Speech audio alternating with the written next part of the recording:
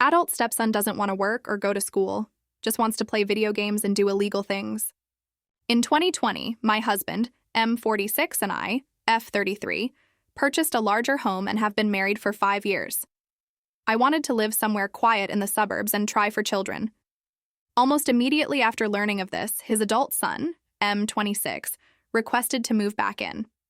His son had always lived with his mom, so we hadn't spent much time together, but he wanted to move to our city to go to school and take advantage of his free GI Bill college benefits from his father. We greatly wanted him to find success, and since this was an adult family member, no rent or responsibilities were outlined. Within a year, though, he had failed the entrance exams and decided not to go back to school. He spent most of his time visiting his family. He is very close with his mother's family, and there is clear animosity because his dad was away in the military for much of his childhood, so he never calls his dad family. It was the ex-wife who cheated, got pregnant, had the kid under my husband's military insurance, and then divorced and married her affair partner, just in case anyone asks. So shortly after a year of him essentially doing nothing other than playing video games and smoking weed, he moved back to his mom's. Well, about a year later, he requested to move back. This time it would be different because his mom had helped him get a WFH position at her company, so he had a plan and just wanted to bond with his dad, save up money, and move out. Okay, sounds good. At some point, we learned that he was deeply in debt. I had always seen boxes in the mail. He bought a brand new car, and he bragged about his luxury purchases, so I had a hunch but stayed out of it. The plan became, help him get out of debt and learn about finances. His dad taught him about interest rates and helped transfer his balance to a low-interest loan. We chatted about paying it off, but decided to hold off as we hadn't seen any real responsibility. Unfortunately, a few months later, he was let go. But his spending didn't seem to stop. I continued to get alerts from Ring throughout the middle of the night as he went partying. He continued to have money to spend on weed, and he played video games all day. As someone who moved out at 18, worked to get a full-ride scholarship, and now works each day to pay for this house, it definitely felt insulting. We ended up going to marriage counseling where the therapist was so ridiculous. I think the guy was honestly 100 years old, rambling, drinking, and sure to stay alive, that I just let it go for a while longer. Before this, I had been cooking meals for everyone, but I basically stopped at this point. This went on for maybe 6 months, with his dad asking what his plans were, if he'd go to school, join the military, learn a trade, anything.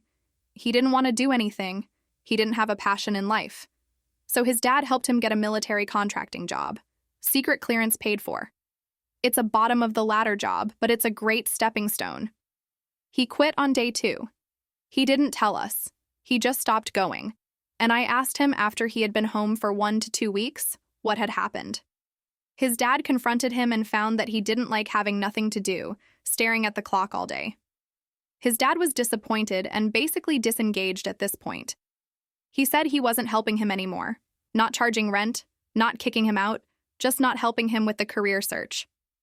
Miraculously, several months later, he landed a well-paying job at a medical clinic. This is great, but after a couple of days, his car was still in the driveway. Why wasn't he at work? He stopped leaving his room until we'd gone to bed, so my husband put off talking to him. We found out maybe 2 months later that he quit because he wanted to go to Europe with his family. Family means everything to this kid.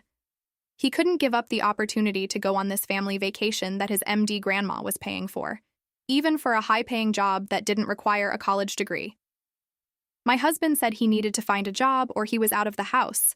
It was a weak threat because, at this point, he declined help from everyone. His uncle basically handed him a marketing position. He said he couldn't do it because he wanted to go out for his birthday weekend.